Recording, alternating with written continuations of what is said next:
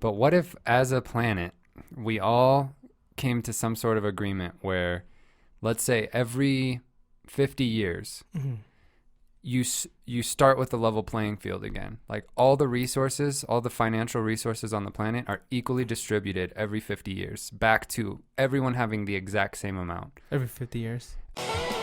Welcome to the Millennial Experience podcast. I'm Luke Adamson. And I'm Eddie Ambrose. So what did you want to talk about today, Eddie? Right after I fix my mic, we can talk about these products. Let's see. I don't have anything in particular. The fire? I think your Smoke? mic is if Is you it had it like that, it would be facing you. Okay.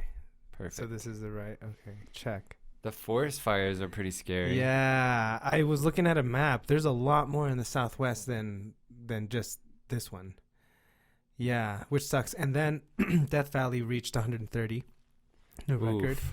New record. So I don't know. I'd like to say all of these records we're having, and even just modern day in the last decades, you can take this data and put it on your own chart, and you can compare that data with the last like 30,000 years data, and see that there's just an obvious exponential growth in these high numbers. And honestly, I think that the worst people are the people who brush it off as, yeah, the weather and the climate always change. It's constantly changing. It's constantly changing. Yeah, if you're talking to us within the context of billions and billions of years, but if you are, then you should be able to identify why this spike is more special than any of the ones that you're talking about that are just normal waves and crests in the history of climate in the earth. But then all of a sudden you have this roller coaster spike up, like, yeah, it's obvious. yeah. And that's the thing we're all talking about. We're not talking about how the climate is changing. We're talking about at the rate that it's getting hot. If you can pinpoint in history where we were around and this happened, then fine, you can prove that we're going to be okay.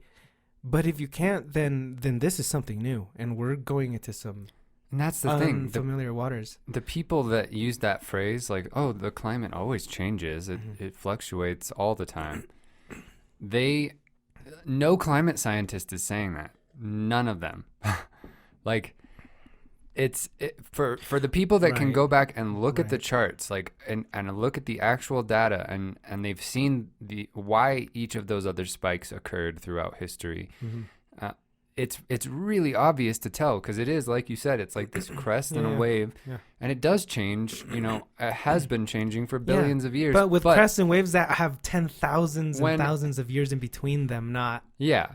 And when you can see, like, you can pinpoint to, like, the Industrial Revolution, where suddenly that crest and wave, it just goes almost directly straight up, way, way above everything else.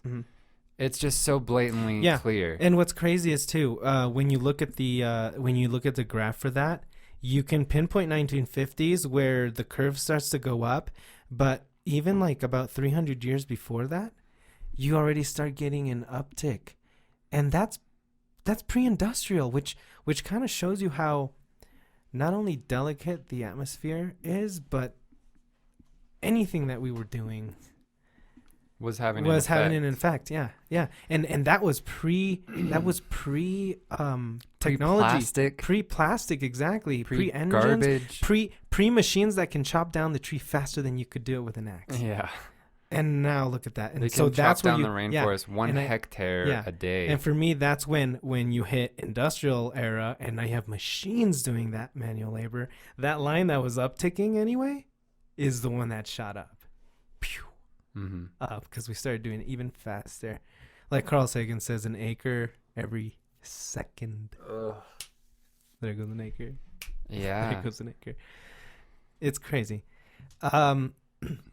However, the needs of housing, that's why I've always wanted for the plastic pollution that we have to be reused as our housing material, so we can give the earth a break on our necessities for wood. I mean, man, I understand we're from arboreal ancestors and we really like being surrounded by wood and trees. And But we have to think a little bit more do you know if there's like technological. a way to? I mean, first of all, a lot of the wood and materials that we use in building our houses Mhm. are covered in chemicals. Yeah. Like they're just leaching into your skin and your lungs all day. I'm gonna assume it's for it to be able to just not rot wherever you Yeah, build I it. think the way we treat the wood makes it very like a lot of it's really not good for you. Yeah. But is there a way to reuse plastic and turn it into building materials where it's not gonna like do that same thing where it's not just like Right. Where the carbon inside won't turn into vapors that you're breathing or Yeah. something all day. I'm not sure if you could repurpose plastic mixed with something else, which you could change the chemical bonds and make the chemical bond different. So you'd have this sort of. I would assume if you could repurpose plastic to be a safe housing material, it wouldn't even seem like plastic. It wouldn't even seem like wood. I would say, think outside the box and let it look like however it looks like. Don't try to expect it to be anything. Just make sure that it's safe to live in and we're not chopping down more trees. I mean, we need to have a better attitude about what needs to get done because like wanting name brand things or wanting to live a certain lifestyle, especially in the higher levels of income is just insane. Imagine that everyone had the right to do that. Yeah. Jeez. All the We'd be wood out of that goes into Earths. some We'd of be those out of houses. Earths by January 5th at the beginning of the year. That's what I think when people are like building houses, like there's a new house going in up on top of the mountain, like way, way up there, where they have to take like these crazy bobcat machines just to get the materials up there and stuff. And it's Man. huge. The demand just to build it. It is a mansion. Yeah. And I'm guessing all of those materials didn't come from these mountains. Like they're probably coming from China and Indonesia and all over the Foreign place, forests. being shipped on boats and on planes and big trucks. Like all that it takes to get all of that stuff here is Right. just bizarre. It's a and huge demand unnatural. because there's also a ton of manual labor involved between when that tree was alive and when it's surrounding you in your home. And all the people it takes and all the time it takes for that tree to come down. No, I mean, screw that. I mean, walking to that forest, the drivers, the resources it took to go, all right, so there's more demand. Let's come and cut another one down. Watching those gigantic trees come down, it is insane to watch. Like, it's like a different feeling of sad. It's like shocked and sad. 'Cause it's like that took forever to get that big. It makes took me forever. Does anyone around here have 100 or 200 years to fucking wait for another one to get that big? That sucks. Yeah. I think every one we chop down for any reason, you should have to plant a brand new one in its place. I think so too. Multiple because you have to Yeah. wait. Maybe double. Yeah. Just plant 2 trees for every tree you chop down Yeah, for any reason. Because I think if you're clearing forests for, let's say, farm use for any reason, I think because of displacing also that section, I think you would want to plant trees wherever there's a project already started to plant trees. You should put resources to there. Obviously, you're not going to replant where you're trying to make using land the use, land. right? But at least you could put the carbon balance somewhere else. But you're right. There should be some sort of program where if you are an industry that, I mean, again, but like it's sort of like whose fault it is. Is it like when we create a demand for a home, do we have any other choice than for it to be made out of wood? And so if that's the case, can we not ask for homes then until No, and I don't think that is the I'm not 100% sure, but I don't think building homes is the number one cause of a consumption of deforestation. deforestation, right? It's probably land clearing. And agriculture. Yeah, it's probably land clearing just in general.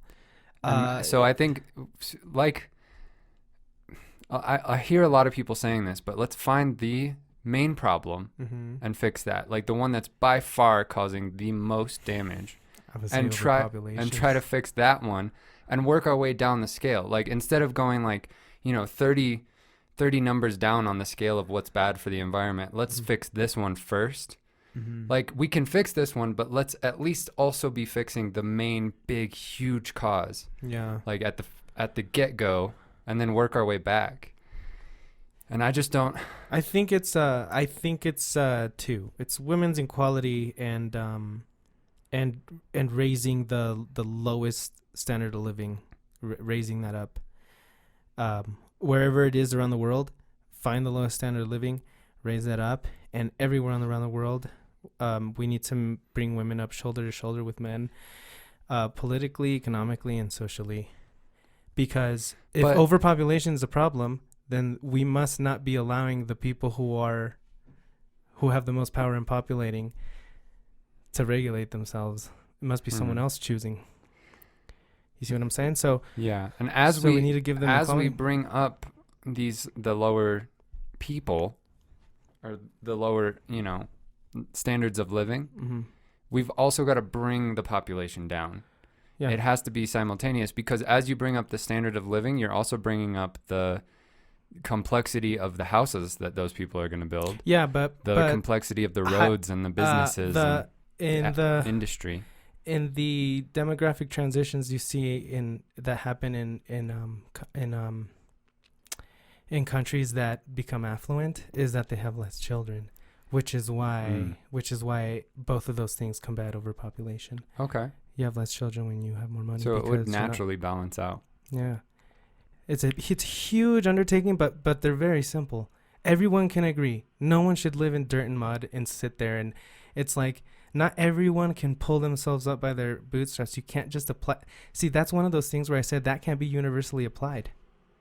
That ethical stance of pull yourself up by your bootstraps, it cannot be universally implied. Only within a region of affluence where there's opportunity around you. Then if you don't do anything, then you can point at that person and say they're lazy. But when you see like handicapped people doing like cement work and stuff like that in poor countries, dude, they will never be out of poverty no matter how hard they work. So that is not universally applied. What if, now this is just a crazy idea. It might be completely insane. It's off the top of my head. But what if as a planet, we all came to some sort of agreement where, let's say every 50 years, you start with the level playing field again. Like all the resources, all the financial resources on the planet are equally distributed every 50 years back to everyone having the exact same amount. Every 50 years. And then over 50 years, you can make as much money as you want, build as many houses as you want, gain as much wealth as you can. But then, at that 50-year mark, again, the wealth is redistributed to everyone equally on the entire planet. I would only look at what effect that would have on people's ambition in the long term. Why? What do you mean? So, the wealthiest people on the planet are some of the hardest working people. That you would build up an empire that you knew is going to be redistributed. That you would work really hard to build an empire that was going to be redistributed. That's what I mean by the attitude it would have on that. But I would rather, what we want to keep is the competition in the economy. We want to maintain competition, but how do we do that where it doesn't forsake or create a need for people to do tricks or not pay someone? But do you think money is the driving factor in people working hard?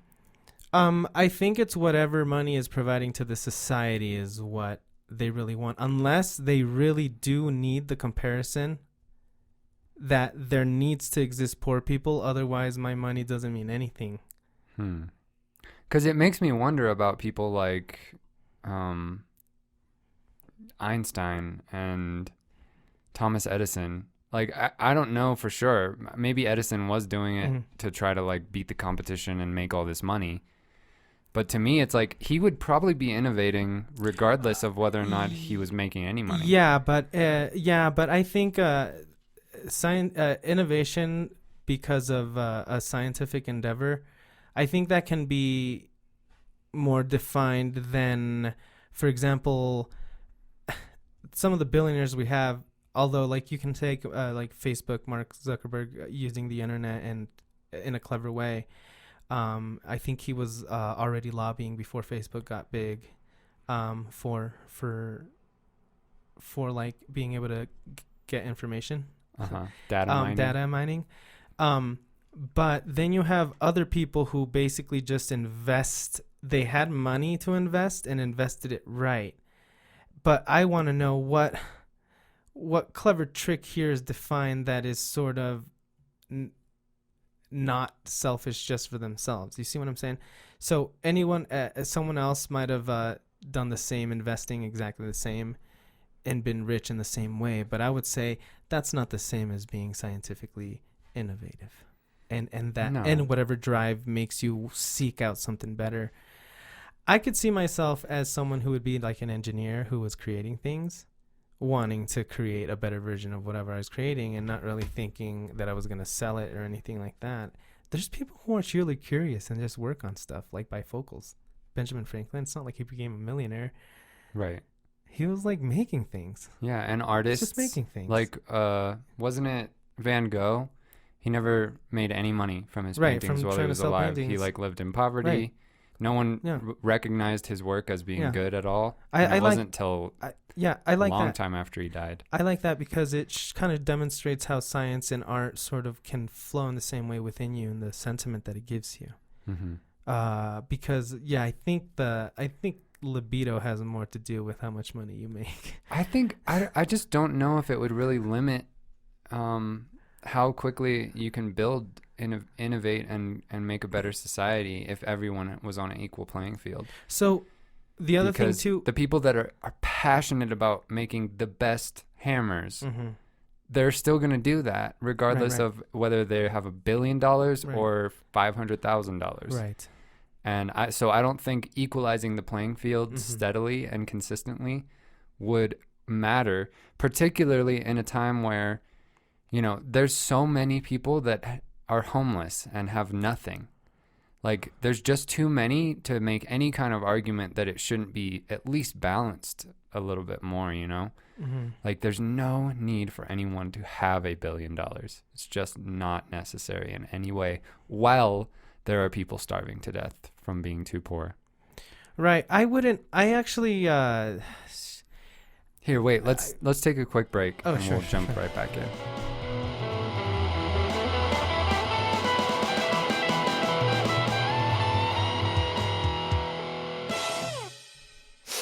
All right. So what were we saying? I had just said there's no need for someone to have $1 billion while there's people that are starving to death. Right. I agree. I think the resources, currency wise, are definitely there to support. I wouldn't have such a problem with people making that much money if it wasn't money that could be pulled out of the economy itself, especially one that's 70% consumer based. So it relies on people buying and buying and buying. What's the solution to that? I would say what you really want to think about is making sure that people, if that's the system you want to have, because apparently that's what capitalism creates, this 70% consumer-based economy, then you do have to worry about the people at the bottom having money to buy. If people stop buying, of course, then you have to create social programs now, because people can't make money. And now I don't think it's as easy as them going out and finding a job. However, I do agree that there are people who live in a place where there's lots of work and they just don't want to do any of it. Yeah, and that adds to those unemployment numbers. But I would say that most homeless people, like if it's really come to that, where you have nothing, you're probably not an average. You're probably not okay. You probably have some kind of mental issues or some kind of disability that's preventing you from being able to even like work at McDonald's and maintain normal social relationships. Yeah, and that's where I was going to add in as well. Now we have an issue with homelessness, and I think it would warrant time to take and see how many of these people just need a little bit of help to be part of the consumer economy that you want to keep, And how many of those people may make some use with some mental help and with some clinics that are there to help these people kind of come in. They don't know anybody. They don't have friends. They don't have family. They don't have anyone to talk to say, hey, why don't you go to this clinic? I mean, we really got to think about our approach to homelessness. They really may be sick. And especially with so much gun violence and so many people willing to say it's a mental health issue. Why is it so hard to say that homeless people don't have some mental health issue? Especially those who, I mean, there's people who may go out and look for a job and stuff, but we really do have to make sure that we're not just saying these are bums who this is the lifestyle they want to live. They're out on the street, and businesses don't want them outside or near. Of course not. And a lot of people, it's really sad to see them out there. And it's not like the people who worry about them the most are the ones with all the resources to help. We can't help them all. Mm-hmm. So it's like the people that really do have that, where are their thoughts on humanity? I mean, it's crazy. Like sometimes when I think like winning the lottery, where you would start to invest in stuff, and obviously it has to do with the amount. But let's say something like, what's something normal? 1.5 billion Powerball. No, that's a lot. That's a lot. Let's say like a couple $100 million, typically, probably. Like, what's something modest? 50 million. Let's say 50 million. 50 million. And I have my mindset of my resourcefulness and growing up in the family that I did. I could see a lot of room for me giving to charity after I'm set off well. Mm-hmm. And after I've invested where I want to invest. And not only that, yeah, of course I want to see a healthy economy. I would love to invest in businesses that I really think would be awesome, that would create jobs and a product done humanely, where its resources are done safely. I would think about investing in that, and I would start putting my money in that so that I could give a push to the people who may boycott businesses that don't think about their environmental impact, and businesses that do. Mm-hmm. I would have money to be able to push those ones forward. Give them some competition, because they're saving money. That's why they can compete, but at the expense of what? Our future. And so, yeah, so I in my own head, it's of course, I don't know what effect a lot of money has on a primate brain, but I think it would help to be very scientifically sound for your brain not to just go off and be a primate after making a ton of money. But I just don't. Why should it have to be up to individuals to whether or not they're going to help? Whether or not they're going to help. Yeah, like, that's with my crazy over the top, mm-hmm. Scenario of mm-hmm. all the wealth being redistributed. Mm-hmm. How much? If you took all the money that everyone has on the planet and equally distributed it to every person over the age of 18, mm-hmm. how much do you think each person would have? But do you want to do it just like by country, or try the whole world in our imagination? I don't know. You want to just Let's start just try with the America? Let's just try it with the United States. I don't know what the wealth I don't is. have a wealth cap exactly either, but based on what Carl Sagan said in his speech, $10 trillion in 1991, when he said that, $10 trillion would have bought everything in the United States except for the land. Mm-hmm. Except for the land. I think there's over 400 billionaires now that are alive today. So 1,000 billion is a trillion. And a lot of those 400 billionaires have well over $1 billion. And the population of the United States is 300 million, just about. 300 million. Let's do that real quick. Okay.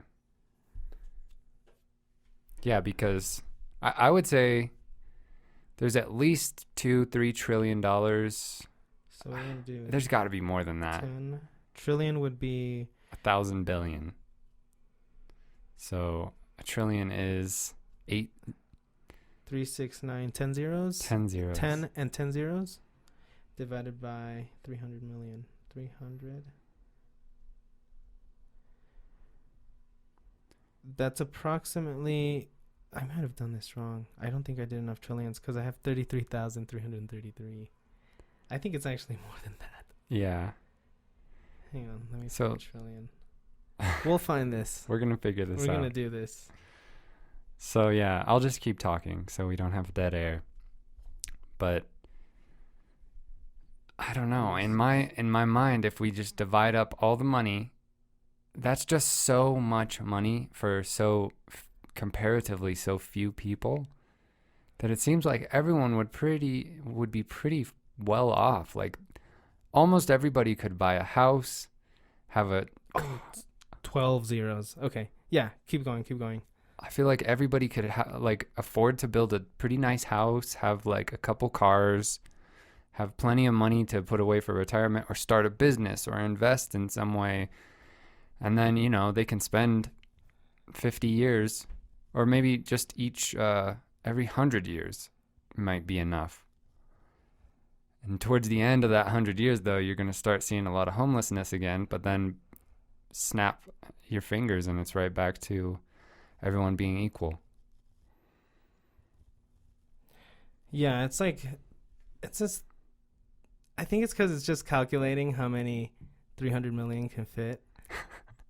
But it's going to be somewhere around 333,000, which is what a low middle class, well, everybody would be that. No, but that doesn't make any sense.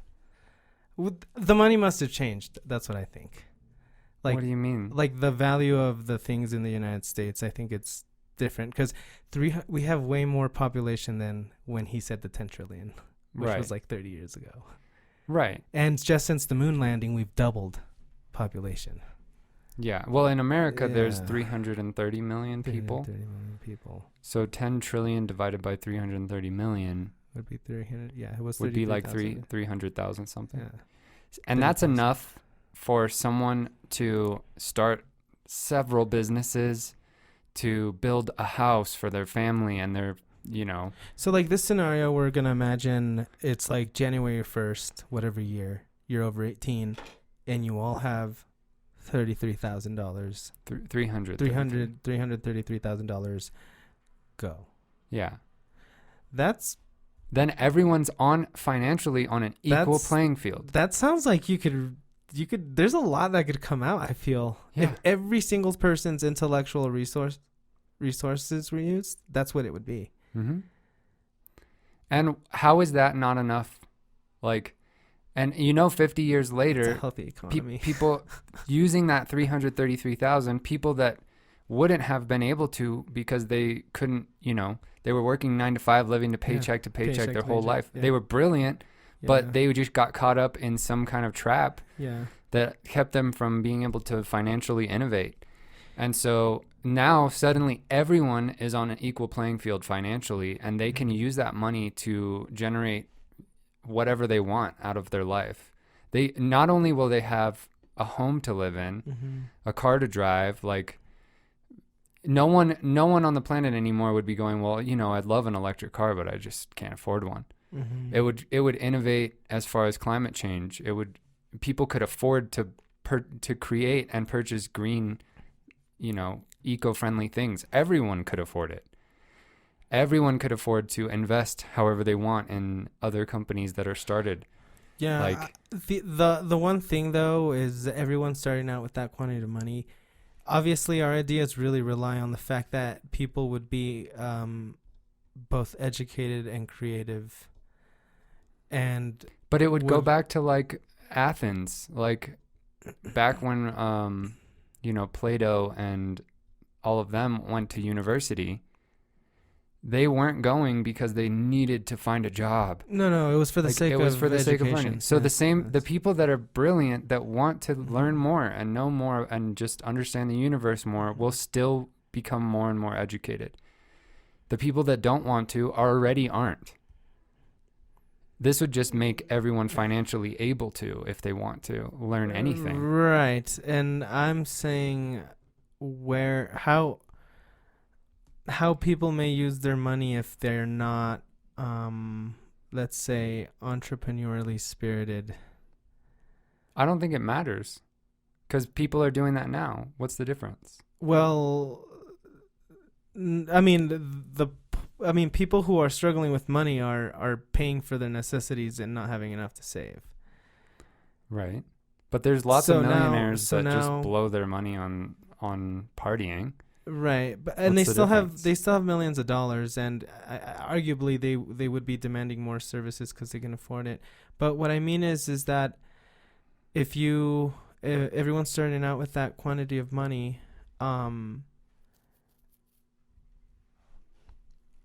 how are people thinking that their money is probably the most well invested for themselves, not to just blow it all, is what I mean, and just end up creating the same issue we had, a bunch of poor people who blew it all. And like what I mean is a way that a system of economy that you can always work your way out of poverty, that it is possible. Not that you have people working fields hard as fuck for 14 or 16 hours a day who will never, even the hardest work that they do all day long will never come out of poverty because of what the system pays that job. This essential work that we're seeing is essential now. Well, I think you can agree the amount of poor people would be vastly, vastly lower regardless. Well, right from the get-go, yes. But what I mean is when and then they 50 spend years later, it's all redistributed anyway. Oh, okay. That's what I mean. So It's not just a one-time equalization. Right. This is something that's ongoing forever. Every, set a date, every 10 years, every 50 years, whatever it is, again, the money's redistributed. So I'm just thinking, like, let's say within those 50 years, I was able to build a business and I had a building for it and stuff. When the wealth gets redistributed, part of that money is in building or in a bus. Yeah. In your assets. It's not cash. But that asset is still available to the public. I didn't put it offshore somewhere outside of it's not accumulating interest to no use of the American people. That's what I mean. It's a building, it's a bus, it's a product, it's a service. Even if it's not just cash money, it's someone's using it. Someone, not just me. It's not just accumulating wealth. And I think that's where I'm saying, like, it's for me, it's not so bad that you can make $1 billion. What's me, it's bad is that you can get away with pulling it out of the whole network activity, pulling it out to just create interest for yourself. Yeah, that's true. That's the thing where it's sort of, now it's like, yeah, sure, if it was $50,000, $100,000, hell, $1 million accumulating interest, or even $3 million. But when you're pulling out a significant amount so large, like it's a big chunk of the GDP, that it's an economy of a small country. Yeah. Now you're talking about, like, I would say, yes, this will begin to affect an economy if you're just able, you're able to reach that crazy threshold of billions and billions, you take it out. But you're not the only one, because now there's more billionaires who are able to do that. So, I mean, I'm just saying, just to what extent when we let money be pulled out of this economy to just accumulate interest for a single person? Yeah. And obviously, this was just a thought experiment. Yeah, just a thought experiment. But there's got to be a middle ground somewhere. Like, we've got to find a way to make sure that there's no one that has to be homeless. I would say that if you, kind of like when Bernie says, that you can work 40 hours, legit, honestly, but